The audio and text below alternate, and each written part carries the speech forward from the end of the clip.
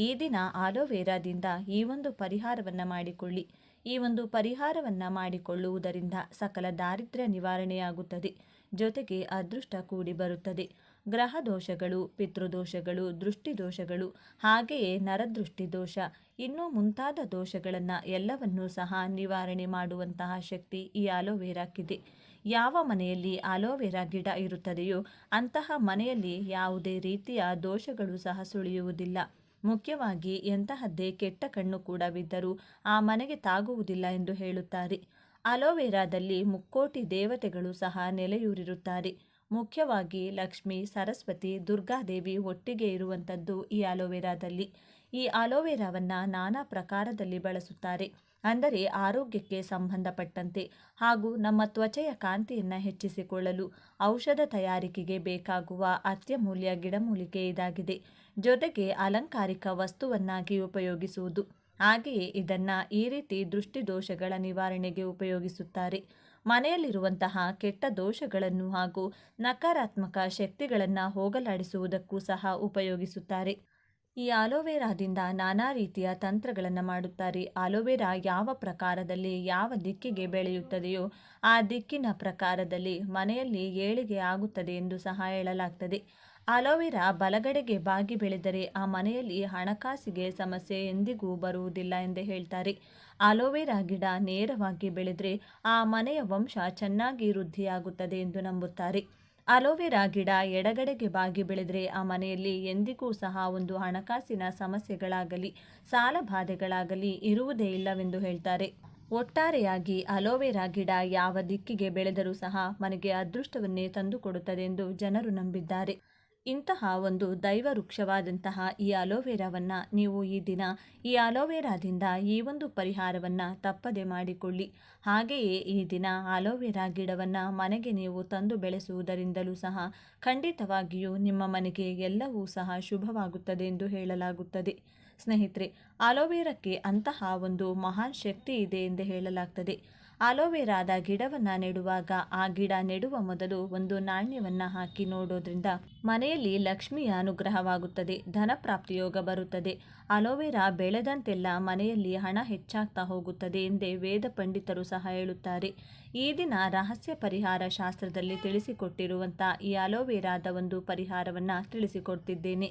ಸ್ನೇಹಿತರೆ, ನಿಮ್ಮ ಮನೆಯಲ್ಲಿ ಯಾವುದಾದರೂ ಸಮಸ್ಯೆಗಳು, ಪದೇ ಪದೇ ಕಷ್ಟಗಳು ಒಂದರ ಮೇಲೊಂದು ಬರುತ್ತಿದ್ದರೆ, ಅನಾರೋಗ್ಯ ಸಮಸ್ಯೆಗಳು ತುಂಬ ಆಗ್ತಾ ಇದ್ರೆ, ಕುಟುಂಬದಲ್ಲಿ ನೆಮ್ಮದಿ ಇಲ್ಲದೆ ಇರುವುದು, ಗಂಡ ಹೆಂಡತಿ ನಡುವೆ ಬಾಂಧವ್ಯ ಸರಿಯಾಗಿಲ್ಲದೆ ಇರುವುದು, ದಾಂಪತ್ಯ ಜೀವನದಲ್ಲಿ ಕಲಹಗಳು ಹೆಚ್ಚಾಗ್ತಾ ಇರುವುದು, ಒಟ್ಟಾರೆಯಾಗಿ ಎಲ್ಲ ರೀತಿಯ ಸಮಸ್ಯೆಗಳನ್ನು ಅನುಭವಿಸ್ತಾ ಇದ್ದಲ್ಲಿ, ಹಣ ಅನ್ನೋದು ನೀರಿನ ರೀತಿ ಖರ್ಚಾಗ್ತಾ ಇದ್ದಲ್ಲಿ, ಹಣದ ಏಳಿಗೆ ಇಲ್ಲದಿರುವುದು, ಇಲ್ಲ ಕಷ್ಟಗಳ ಮೇಲೆ ಕಷ್ಟಗಳು ನಿಮ್ಮನ್ನು ಹುಡುಕಿಕೊಂಡು ಬರುತ್ತಿರುವುದು, ಈ ಕಷ್ಟಗಳೆಲ್ಲ ಯಾವತ್ತು ನಿವಾರಣೆ ಆಗುತ್ತಪ್ಪ ದೇವರೇ ಎಂದು ನೀವು ಸಾಕಷ್ಟು ನೊಂದು ಬೆಂದು ಹೋಗಿದ್ದೀರಾ ಅಂತಂದರೆ ನಿಮ್ಮ ಮನೆಗೆ ಯಾವುದೋ ಒಂದು ಕೆಟ್ಟ ಶಕ್ತಿ ಬಂದು ಆಹ್ವಾನ ನೀಡಿದೆ ಎಂದರ್ಥ. ಯಾರೋ ನಿಮಗೆ ಆಗದೇ ಇರುವಂಥವರು, ಶತ್ರುಗಳು ಮಾಟ ಮಂತ್ರವನ್ನು ಮಾಡಿರಬಹುದು. ಅಥವಾ ನಿಮ್ಮ ಒಂದು ಏಳಿಗೆಯನ್ನು ನೋಡಿ ಸಹಿಸಲಾಗದೆ ಕೆಟ್ಟ ದೃಷ್ಟಿಯನ್ನು ಕೂಡ ಬೀರಿರಬಹುದು. ಅಥವಾ ನಿಮ್ಮ ವ್ಯಾಪಾರ ವಹಿವಾಟುಗಳನ್ನು ನಡೆಸುವ ಜಾಗದಲ್ಲಿಯೂ ಸಹ ಏನಾದರೂ ಸಮಸ್ಯೆಗಳನ್ನು ಮಾಡಿರಬಹುದು. ಒಟ್ಟಾರೆಯಾಗಿ ಒಂದು ಒಳ್ಳೆಯದು ಇದ್ದೆ ಅಂದರೆ ಅಲ್ಲಿ ಕೆಟ್ಟದ್ದು ಸಹ ಇದ್ದೇ ಇರುತ್ತದೆ. ಈ ಕೆಟ್ಟದ್ದನ್ನು ನಿವಾರಣೆ ಮಾಡಿಕೊಂಡು ಒಳ್ಳೆಯದನ್ನು ಹೆಚ್ಚಿಸಿಕೊಳ್ಬೇಕು ಅಂದರೆ ಇಂತಹ ಒಂದು ಪರಿಹಾರಗಳು ನಮ್ಮ ಜೀವನದಲ್ಲಿ ಅತಿ ಮುಖ್ಯವಾಗುತ್ತವೆ. ನಂಬಿಕೆಯಿಂದ ಮಾಡಿಕೊಳ್ಬೇಕು ಅಷ್ಟೇ. ಹೌದು, ಅಲೋವೆರಾಕ್ಕೆ ಅಂತಹ ಒಂದು ಶಕ್ತಿ ಇದೆ. ಅಲೋವೆರಾವನ್ನು ಅಮಾವಾಸ್ಯೆ ಅಥವಾ ಪೌರ್ಣಮಿಯ ದಿನಗಳಲ್ಲಿ ಮನೆಯ ಮುಂಭಾಗದಲ್ಲಿ ಅಂದರೆ ಮನೆಯ ಮುಖ್ಯ ದ್ವಾರಕ್ಕೆ ನಾವು ಇದನ್ನು ಕಟ್ಟೋದ್ರಿಂದ ಸಹ ನಮ್ಮ ಮನೆಯ ಮೇಲೆ ಯಾವುದೇ ಕೆಟ್ಟ ಕಣ್ಣುಗಳ ದೃಷ್ಟಿಗಳು ತಾಕುವುದಿಲ್ಲ. ಒಂದು ಮನೆಯಲ್ಲಿ ಇರುವಂತಹ ನಕಾರಾತ್ಮಕ ಶಕ್ತಿಯನ್ನು ಹೊರಗಟ್ಟಿ ಧನಾತ್ಮಕ ಶಕ್ತಿಯನ್ನು ಹೆಚ್ಚಿಸುತ್ತದೆ. ಅದೇ ರೀತಿಯಲ್ಲಿ ಈ ಅಲೋವೆರಾ ಗಿಡದಿಂದ ನಾವು ಈ ಒಂದು ಚಿಕ್ಕ ಪರಿಹಾರವನ್ನು ಸಹ ಮಾಡಿಕೊಳ್ಳಬಹುದು. ಅಲೋವೆರಾ ಗಿಡದಿಂದ ಅಂದರೆ ಮೊದಲು ಅಲೋವೆರಾ ಗಿಡವನ್ನು ತೆಗೆದುಕೊಳ್ಬೇಕು. ಚೆನ್ನಾಗಿ ಬೇರಿರುವಂತಹ ಒಂದು ಗಿಡವನ್ನು ತೆಗೆದುಕೊಳ್ಳಿ. ಎಲ್ಲಿಯೂ ಸಹ ಆ ಒಂದು ಅಲೋವೆರಾ ಕಟ್ಟಾಗಿರಬಾರದು. ಈ ರೀತಿಯಾಗಿ ಇರುವಂತಹ ಒಂದು ಗಿಡವನ್ನು ತೆಗೆದುಕೊಂಡು ಶುಭ್ರ ಮಾಡಿಕೊಳ್ಳಿ. ಅಂದರೆ ಒಳ್ಳೆಯ ನೀರಿನಲ್ಲಿ ಚೆನ್ನಾಗಿ ತೊಳೆದುಕೊಳ್ಳಿ. ತೊಳೆದ ನಂತರ ಒಂದು ಬಿಳಿ ಬಟ್ಟೆಯನ್ನು ತೆಗೆದುಕೊಂಡು ಒರೆಸಿಕೊಳ್ಳಿ. ಆನಂತರ ಅಲೋವೆರಾಕ್ಕೆ ಅರಿಶಿನ, ಕುಂಕುಮ ಅಥವಾ ಗಂಧವನ್ನು ನೀರಿನಲ್ಲಿ ಮಿಶ್ರಣ ಮಾಡಿ ಆ ಅಲೋವೆರಾ ಗಿಡಕ್ಕೆ ಬೊಟ್ಟನ್ನು ಇಡಿ. ಈ ಆಲೋವೆರಾದ ಗಿಡವನ್ನು ಒಂದು ಪ್ಲೇಟ್ನಲ್ಲಿ ಇಟ್ಕೊಳ್ಳಿ. ಹಾಗೆಯೇ ಇದರ ಜೊತೆಗೆ ಸ್ವಲ್ಪ ಕಲ್ಲುಪ್ಪು, ಸ್ವಲ್ಪ ಸಾಸಿವೆ ತೆಗೆದುಕೊಳ್ಳಿ. ಕಲ್ಲುಪ್ಪು ಎನ್ನುವುದು ಸಾಕ್ಷಾತ್ ಮಹಾಲಕ್ಷ್ಮಿಯನ್ನು ಆಕರ್ಷಿಸುವಂತಹದ್ದು ಹಾಗೂ ದೃಷ್ಟಿದೋಷಗಳನ್ನು ನಿವಾರಣೆ ಮಾಡುವಂತಹ ಶಕ್ತಿ ಕಲ್ಲುಪ್ಪಿಗಿದೆ. ಅದೇ ರೀತಿ ಸಾಸಿವೆಗೂ ಅದರದ್ದೇ ಆದ ವಿಶೇಷ ಆಕರ್ಷಣೆ ಇರುತ್ತದೆ. ಸಾಸಿವೆ ಕೂಡ ಅಷ್ಟೇನೆ, ಎಂತಹದ್ದೇ ದೋಷಗಳಿದ್ರೂ ಸಹ ಕ್ಷಣ ಮಾತ್ರದಲ್ಲಿ ನಿವಾರಣೆ ಮಾಡುವಂತಹ ಶಕ್ತಿ ಈ ಸಾಸಿವೆಗಿದೆ. ಈ ಎರಡೂ ಪದಾರ್ಥಗಳನ್ನು ನೀವು ಒಂದು ಪ್ಲೇಟಲ್ಲಿ ಇಟ್ಕೊಳ್ಬೇಕಾಗುತ್ತದೆ. ಈ ಆಲೋವೆರಾ ಗಿಡವನ್ನು ನೀವು ನಿಮ್ಮ ಮನೆಯ ಮುಖ್ಯ ದ್ವಾರದ ಎದುರಿಗೆ, ಅಂದರೆ ಎಲ್ಲರಿಗೂ ಈ ವಸ್ತು ಕಾಣಿಸಬೇಕು ಆ ರೀತಿ ಒಂದು ಪ್ಲೇಟಲ್ಲಿ ಅಥವಾ ಒಂದು ಪೇಪರ್ ಮೇಲೆ ಅಥವಾ ಒಂದು ಬಟ್ಟೆ ಮೇಲೋ ಇಡಬೇಕು. 1 ಅಥವಾ 3 ವಾರಗಳ ಕಾಲ ನೀವು ಹಾಗೆಯೇ ಬಿಟ್ಟು ಬಿಡಿ. ಅದರ ಕಡೆ ನೀವು ಹೋಗಲೇಬೇಡಿ. ಮನೆಯಲ್ಲಿ ಏನಾದರೂ ಚಿಕ್ಕ ಮಕ್ಕಳಿದ್ದಲ್ಲಿ ಅವರ ಕೈಗೆ ಸಿಗಬಾರದು. ಆ ರೀತಿಯಾಗಿ ನೋಡಿಕೊಂಡು ಸ್ವಲ್ಪ ಎತ್ತರದಲ್ಲಿ ಎಲ್ಲರಿಗೂ ಕಾಣೋ ರೀತಿಯಲ್ಲಿಯೇ ನೀವು ಆಲೋವೆರಾ ಗಿಡವನ್ನು ನಿಮ್ಮ ಮನೆಯ ಮುಖ್ಯ ದ್ವಾರದ ಪ್ರವೇಶ ಕೋಣೆಯ ಒಳಗಡೆ ಇಟ್ಕೊಳ್ಳಿ. ಈ ರೀತಿ ಇಟ್ಕೊಳ್ಳೋದ್ರಿಂದ ಏನಾಗುತ್ತೆ ಅಂದರೆ ಮನೆಯಲ್ಲಿ ಅಂತಹದ್ದೇ ಕೆಟ್ಟ ಶಕ್ತಿಗಳು, ಕಷ್ಟಗಳು, ನಿಮಗೆ ಯಾರಾದರೂ ಬಂದು ಜಗಳ ಮಾಡ್ತಾ ಇದ್ದಲ್ಲಿ, ಅಕ್ಕಪಕ್ಕದವರು ಸಮಸ್ಯೆಗಳನ್ನು ಮಾಡ್ತಾ ಇದ್ದಾರೆ ಅನ್ನೋ ಒಂದು ಅನುಮಾನ ನಿಮಗಿದ್ದೇ ಇರುತ್ತದೆ. ಯಾಕಂದರೆ ಕುಟುಂಬದಲ್ಲೇ ಇರುತ್ತದೆ. ಕುಟುಂಬದಲ್ಲೇ ನಿಮ್ಮ ಏಳಿಗೆಯನ್ನು ನೋಡಿ ಸಹಿಸದೆ ನಿಮ್ಮ ಶತ್ರುಗಳು ನಿಮ್ಮನ್ನು ಮುಂದೆ ಚೆನ್ನಾಗಿ ಮಾತನಾಡಿಸಿ ನಿಮ್ಮ ಹಿಂದೆ ಬೆಂಕಿ ಹಾಕುವಂಥವರಿರ್ತಾರೆ. ನಿಮ್ಮ ನೋಡಿ ಹೊಟ್ಟೆ ಉರಿ ಪಡುವವರು ಇರ್ತಾರೆ. ನಿಮಗೆ ಶಾಪ ಹಾಕುವವರು ಅಂಥವರು ಇರ್ತಾರೆ. ಇಂತಹ ಜನಗಳ ದೃಷ್ಟಿಗಳು, ಇಂತಹ ಜನಗಳ ಕೇಡುಗಳು ನಿಮ್ಮ ಕಡೆ ಬಂದು ಮುಟ್ಟಲೇಬಾರದು ಅಂದರೆ ಈ ಒಂದು ಪರಿಹಾರ ನಿಮಗೆ ಅದ್ಭುತವಾಗಿ ಕೆಲಸವನ್ನು ಮಾಡುತ್ತದೆ. ನಿಮಗೆ ಬಂದಂತಹ ಕಷ್ಟಗಳೆಲ್ಲ ಈ ಆಲೋವೆರಾ ನಕಾರಾತ್ಮಕ ಶಕ್ತಿಯನ್ನು ಹಿಡಿದಿಟ್ಟುಕೊಳ್ಳುತ್ತದೆ. ಇದರ ಜೊತೆಗೆ ಸ್ವಲ್ಪ ಅರಿಶಿನ, ಕುಂಕುಮವನ್ನು ಕೂಡ ಹಾಕಿ ಇಟ್ಕೊಳ್ಳಿ. ಈ ರೀತಿ 3 ವಾರಗಳ ಕಾಲ ನೀವು ಇದನ್ನು ನಿಮ್ಮ ಮನೆಯಲ್ಲಿ ಇಟ್ಕೊಳ್ಬೇಕಾಗುತ್ತದೆ. ಆ ನಂತರ ಈ ಆಲೋವೆರಾದ ಗಿಡವನ್ನು ಇದನ್ನು ಯಾವುದಾದ್ರೂ ಒಂದು ಪ್ಲಾಸ್ಟಿಕ್ ಕವರಲ್ಲಿ ಇಟ್ಕೊಂಡು ಎಲ್ಲಾದರೂ ಹರಿಯುವಂಥ ನೀರಿಗೆ ನೀವು ಹಾಕಬಹುದು. ಅಥವಾ ನಿಮಗೆ ಈ ಗಿಡವನ್ನು ಬೆಳೆಸಬೇಕು ಎಂದು ಅನಿಸಿದ್ದಲ್ಲಿ ನೀವು ಬೆಳೆಸಬಹುದು. ನಿಮ್ಮ ಮನೆಯ ಹೊರಗಡೆ ಒಂದು ಪಾಟ್ನಲ್ಲಿ ಮಣ್ಣನ್ನು ಹಾಕಿ ಕೂಡ ಬೆಳೆಸಬಹುದು. ಆದರೆ ಈ ತಂತ್ರಕ್ಕೆ ಬಳಸಿದಂಥ ಆಲೋವೆರಾ ಗಿಡವನ್ನು ಹರಿಯುವ ನೀರಿಗೆ ಬಿಟ್ಟರೆ ಒಳ್ಳೆಯದು. ಒಂದು ವೇಳೆ ಅಲೋವೆರಾ ಗಿಡವನ್ನು ಮನೆಯಲ್ಲಿ ಬೆಳೆಸಬೇಕೆಂದರೆ ಹೊಸದಾಗಿ ಅಲೋವೆರಾ ಗಿಡವನ್ನು ತಂದು ಬೆಳೆಸಬಹುದು. ನಿಮಗೇನಾದರೂ ಅನುಮಾನಗಳಿದೆ ಮತ್ತು ನಿಮಗೆ ಏನಾದರೂ ಸಮಸ್ಯೆಗಳಾಗಬಹುದೇನೋ ಅಂತ ಒಂದು ಅನುಮಾನ ಬಂತು ಅಂದರೆ ಇದನ್ನು ತೆಗೆದುಕೊಂಡು ಹೋಗಿ ಹರಿಯೋ ನೀರಿನಲ್ಲಿ ಹಾಕಬೇಕು. ನಿಮ್ಮ ಬಗ್ಗೆ ಯಾರೂ ಕೂಡ ಕೆಟ್ಟದಾಗಿ ಮಾತನಾಡಲಿ, ನಿಮ್ಮ ಬಗ್ಗೆ ಏನೋ ಒಂದು ಶಾಪ ಹಾಕಲಿ, ಎಂತಹದ್ದೇ ದೃಷ್ಟಿದೋಷ ಮಾಡಲಿ, ನಿಮ್ಮ ಮೇಲೆ ಮಾಟಮಂತ್ರ ಮಾಡಲಿ, ನಿಮ್ಮ ಕುಟುಂಬ ಹಾಳಾಗಲಿ ಎಂದು ಕಾಯ್ತಾ ಇರುವಂಥವರಾಗಲಿ, ಎಷ್ಟೇ ಜನಗಳು ಕೊಟ್ಟರೂ ಅದ್ಯಾವುದೂ ಕೂಡ ಸಹ ನಿಮ್ಮ ಹತ್ತಿರ ಬರಲು ಬಿಡುವುದಿಲ್ಲ. ಈ ಆಲೋವೆರಾ ಗಿಡ ಕೆಟ್ಟದ್ದನ್ನೆಲ್ಲ ಎಳೆದಿಟ್ಕೊಂಡು ನಿಮಗೆ ಒಂದು ಪಾಸಿಟಿವ್ ಎನರ್ಜಿಯನ್ನು ತಂದುಕೊಡುತ್ತದೆ. ಧನಾತ್ಮಕ ಶಕ್ತಿಯನ್ನು ನಿಮ್ಮ ಮನೆಯಲ್ಲಿರುವಂತೆ ಮಾಡುತ್ತದೆ. ಹಣಕಾಸಿನ ವೃದ್ಧಿಯನ್ನು ಮಾಡುತ್ತದೆ. ಆರೋಗ್ಯವನ್ನು ವೃದ್ಧಿ ಮಾಡುತ್ತದೆ. ನೆಮ್ಮದಿಯನ್ನು ತಂದುಕೊಡುತ್ತದೆ. ಮುಖ್ಯವಾಗಿ ಮಾನಸಿಕ ನೆಮ್ಮದಿ, ಮಾನಸಿಕ ಸ್ಥಿಮಿತ ನಿಮ್ಮದಾಗುತ್ತದೆ. ಅಂತಹ ಒಂದು ಶಕ್ತಿ ಈ ಆಲೋವೆರಾಕ್ಕಿದೆ. ಆಲೋವೆರಾದಲ್ಲಿ ಅಂತಹ ಒಂದು ಉಪಯುಕ್ತವಾದಂತಹ ಶಕ್ತಿ ಇದೆ. ಯಾಕಂದರೆ ದೇವಾನುದೇವತೆಗಳು ಅನುಗ್ರಹಿಸುತ್ತಾರೆ. ಹಾಗೆ ನಿಮ್ಮ ಮನೆಯಲ್ಲಿ ಆಲೋವೆರಾವನ್ನು ಬೆಳೆಸ್ತಾ ಇದ್ದೀರಾ ಅಂದರೆ ಆಲೋವೆರಾಕ್ಕೆ ಯಥಾ ಪ್ರಕಾರ ನೀವು ತುಳಸಿ ಪೂಜೆಯನ್ನು ಯಾವ ರೀತಿಯಲ್ಲಿ ನಿತ್ಯ ಮಾಡ್ತೀರಿ ಅದೇ ರೀತಿ ಸ್ವಲ್ಪ ಒಂದು ಹೂವನ್ನು ಇಟ್ಟು ಸ್ವಲ್ಪ ಅರಿಶಿನ ಕುಂಕುಮವನ್ನು ಇಟ್ಟು ಪೂಜಿಸ್ತಾ ಬನ್ನಿ. ಖಂಡಿತವಾಗಿ ನಿಮ್ಮ ಮನೆಯಲ್ಲಿ ಧನಪ್ರಾಪ್ತಿ ಯೋಗ ಬರುತ್ತದೆ. ಹಣ ಯಾವ ರೀತಿಯಾಗಿ ವೃದ್ಧಿ ಆಗ್ತಾ ಹೋಗುತ್ತೆ ಅಂತ ನೋಡಿದರೆ ನೀವೇ ಆಶ್ಚರ್ಯ ಪಡ್ತೀರಾ. ಅಷ್ಟರ ಮಟ್ಟಕ್ಕೆ ಧನಪ್ರಾಪ್ತಿ ಯೋಗ ಸಹ ಬರುತ್ತದೆ. ದೇವಾನುದೇವತೆಗಳ ಅನುಗ್ರಹ ಸದಾಕಾಲ ನಿಮ್ಮ ಮನೆಯ ಮೇಲೆ ಇದ್ದೇ ಇರುತ್ತದೆ ಎಂದು ವೇದ ಪಂಡಿತರು ಸಹ ನಂಬುತ್ತಾರೆ. ಹಾಗೆಯೇ ರಹಸ್ಯ ಪರಿಹಾರ ಶಾಸ್ತ್ರದಲ್ಲೂ ಸಹ ಆಲೋವೆರಾ ಗಿಡದ ಬಗ್ಗೆ ಉಲ್ಲೇಖಿಸಿದ್ದಾರೆ. ಹಾಗಾಗಿ ತಪ್ಪದೆ ಈ ಪ್ರಕಾರದಲ್ಲಿ ತಿಳಿಸಿಕೊಟ್ಟಂಥ ರೀತಿಯಲ್ಲಿ ಆಲೋವೆರಾದಿಂದ ಈ ಚಿಕ್ಕ ತಂತ್ರಗಳನ್ನು ಮಾಡಿಕೊಳ್ಳಿ. ಈ ದಿನ ಆಲೋವೆರಾವನ್ನು ನಿಮ್ಮ ಮನೆಯ ಮುಖ್ಯ ದ್ವಾರಕ್ಕೂ ಕೂಡ ಕಟ್ಟಿಕೊಳ್ಳಬಹುದು. ಅದಕ್ಕೂ ಕೂಡ ನೀವು ನಿತ್ಯ ಪೂಜೆ ಮಾಡ್ಕೊಳ್ತಾ ಬಂದರೆ ಆಲೋವೆರಾ ಬೆಳೆದಂತೆ ನಿಮ್ಮ ಮನೆಯಲ್ಲಿರುವ ಕಷ್ಟಗಳು ನಿವಾರಣೆಯಾಗಿ ಅದೃಷ್ಟ ಬರುತ್ತದೆ ಎಂದು ಹೇಳಲಾಗ್ತದೆ. ಇವತ್ತಿನ ವಿಡಿಯೋ ಈ ಮಾಹಿತಿ ನಿಮಗೆ ಉಪಯುಕ್ತವಾಗಿದೆ ಎಂದು ನಾನು ಭಾವಿಸ್ತೇನೆ. ಮಾಹಿತಿ ಇಷ್ಟವಾದರೆ ಲೈಕ್ ಮಾಡಿ, ಶೇರ್ ಮಾಡಿ. ನೀವು ಹೊಸಬರಾಗಿದ್ದರೆ ಈಗಲೇ ನಮ್ಮ ಚಾನಲ್ಗೆ ಸಬ್ಸ್ಕ್ರೈಬ್ ಮಾಡ್ಕೊಳ್ಳಿ. ಎಲ್ಲರೂ ಭಕ್ತಿಯಿಂದ ಓಂ ಶ್ರೀ ಮಹಾಲಕ್ಷ್ಮಿ ನಮಃ ಅಂತ ಕಮೆಂಟ್ ಮಾಡಿ. ಈ ದಿನ ಒಂದು ಮುಷ್ಟಿ ಗೋಧಿ ಹಿಟ್ಟು ಹಾಗೂ ಕರಿಮೆಣಸಿನಿಂದ ಯಾವ ಕೆಲಸವನ್ನ ಮಾಡಿದರೆ ನಿಮ್ಮ ಜೀವನವು 24 ಗಂಟೆಗಳಲ್ಲಿ ಶಿವನ ಅನುಗ್ರಹದಿಂದ ಬದಲಾಗುತ್ತದೆ. ಅದೆಷ್ಟೇ ಕಷ್ಟಗಳಿಂದಲೂ ಪಾರ್ವತಿ ದೇವಿಯ ಕೃಪೆಯಿಂದ ಮುಟ್ಟಿದ್ದೆಲ್ಲ ಬಂಗಾರವಾಗುವಷ್ಟು ಅದೃಷ್ಟ ಕೂಡಿ ಬರುತ್ತೆ. ಯಾವ ದೇವರುಗಳನ್ನು ತಪ್ಪದೇ ಪೂಜಿಸಬೇಕು, ಯಾವ ಒಂದು ವಿಶೇಷ ಮಂತ್ರವನ್ನು ಹೇಳಿಕೊಳ್ಳಬೇಕು ಅಂತ ಇವತ್ತಿನ ಈ ವಿಡಿಯೋದಲ್ಲಿ ಸಂಪೂರ್ಣವಾಗಿ ತಿಳಿಸಿಕೊಡ್ತೀವಿ. ಬನ್ನಿ. ಇನ್ನು ಮೊಸರು ಹಾಗೂ 3 ಚಿಟಿಕೆ ಕುಂಕುಮದಿಂದ ಈ ಕೆಲಸವನ್ನ ಮಾಡಿ ನೀವು ಕೇಳಿದ ಕೋರಿಕೆಗಳು ನೆರವೇರುತ್ತದೆ. ಸಾಕ್ಷಾತ್ ಮಹಾಲಕ್ಷ್ಮಿ ಹಾಗೂ ದುರ್ಗಾದೇವಿಯ ಅನುಗ್ರಹಕ್ಕೋಸ್ಕರ ಯಾವ ಕೆಲಸಗಳನ್ನು ಈ ಶುಕ್ರವಾರ ಮಾಡಿಕೊಳ್ಬೇಕು, ಯಾವ ವಿಶೇಷ ಎಲೆಯನ್ನ ಮನೆಗೆ ತಂದರೆ ದುಷ್ಟಶಕ್ತಿಗಳು ನಾಶವಾಗಿ ಹಣ, ಆರೋಗ್ಯ, ನೆಮ್ಮದಿ ಪ್ರಾಪ್ತಿಯಾಗುತ್ತದೆ ಎಂದು ಇವತ್ತಿನ ಈ ವಿಡಿಯೋದಲ್ಲಿ ಸಂಪೂರ್ಣವಾಗಿ ತಿಳಿಸಿಕೊಡ್ತೀವಿ. ಬನ್ನಿ. ಎಲ್ಲರೂ ಭಕ್ತಿಯಿಂದ ಜೈ ಮಹಾಲಕ್ಷ್ಮಿ ಅಂತ ಕಮೆಂಟ್ ಮಾಡಿ. ಎಷ್ಟೋ ಜನ ಕಾಯುತ್ತೀರಿ. ದೇವಿಗೆ ಅತ್ಯಂತ ಪ್ರಿಯವಾದ ಮಾಸವಾಗಿದೆ. ಈ ಮಾಸದಲ್ಲಿ ಬರುವ ಶುಕ್ರವಾರಗಳೆಂದು ಮಾಡುವ ಪೂಜೆ ಅನುಷ್ಠಾನಗಳು ದುರ್ಗಾ ಮಾತೆಗೆ, ಲಕ್ಷ್ಮೀ ದೇವಿಗೆ ಅತ್ಯಂತ ಪ್ರಿಯವಾಗುತ್ತದೆ. ಶುಕ್ರವಾರದಂದು ಮನೆಗೆ ತಪ್ಪದೆ ಬೇವಿನ ಎಲೆಗಳನ್ನು ತನ್ನಿ. ಮನೆಯಲ್ಲಿ ಕಳಸ ಇಡುವ ಪದ್ಧತಿ ಇದ್ರೆ ತಪ್ಪದೆ ಕಳಸ ಇಡುವ ಪದ್ಧತಿ ಇಲ್ಲವೆಂದರೂ ಚಿಕ್ಕದಾಗಿ ಕಲಶ ಇಟ್ಟು ಈ ಒಂದು ವಿಧಾನವನ್ನು ಪಾಲಿಸಿ. ಒಂದು ಚೊಂಬಿಗೆ ನೀರು ತುಂಬಿಸಿ ಅದರಲ್ಲಿ ಬೇವಿನ ಎಲೆಗಳನ್ನು ಹಾಕಿ ಅರಿಶಿನ, ಕುಂಕುಮ, ಅಕ್ಷತೆ, ಒಂದು ನಾಣ್ಯ, ಒಂದು ನಿಂಬೆಹಣ್ಣನ್ನು ಕಲಶಕ್ಕೆ ಹಾಕಿ ಕಲಶಕ್ಕೆ ಒಂದು ಸುತ್ತು ಅರಿಶಿನದ ದಾರವನ್ನು ಕಟ್ಟಿ ಕಲಶದ ಮುಂದೆ ಸಿಹಿ ನೈವೇದ್ಯ ಇಟ್ಟು ದುರ್ಗಾ ಮಾತೆಗೆ ಹೀಗೆ ಬೇಡಿಕೊಳ್ಳಿ. ಅಮ್ಮ ದುರ್ಗೆ, ಚೌಡೇಶ್ವರಿ, ಚಾಮುಂಡೇಶ್ವರಿ, ಕಾಳಿಕಾದೇವಿ, ಗ್ರಾಮ ದೇವತೆ, ಹೀಗೆ ನಿಮಗೆ ಇಷ್ಟವಾದ ದೇವಿ ದೇವತೆಗಳ ಹೆಸರನ್ನು ಹೇಳಿ. ಎಷ್ಟೋ ಕುಟುಂಬಗಳಿಗೆ 100ರಲ್ಲಿ 90ರಷ್ಟು ಮನೆತನಗಳಿಗೆ ಹೆಣ್ಣು ದೇವರೇ ಮನೆ ದೇವರಾಗಿರುತ್ತಾರೆ. ದೇವಿಯ ಹೆಸರನ್ನ ಹೇಳಿ ಕಲಶ ಇಟ್ಟು ಮದುವೆ ಸಂಕಲ್ಪ, ಸಂತಾನದ ಸಂಕಲ್ಪ, ಸಾಲ ತೀರುವಂತಹ ಸಂಕಲ್ಪ, ಆರೋಗ್ಯ, ಹಣ, ವಿದ್ಯೆ, ಹೊಸ ಉದ್ಯೋಗ, ಶತ್ರುಬಾಧೆ, ಯಾವುದೇ ಕಷ್ಟಗಳಿದ್ದರೂ ದೂರ ಮಾಡುತ್ತಾ ಎಂದು ಭಕ್ತಿಯಿಂದ ಬೇಡಿಕೊಳ್ಳಿ.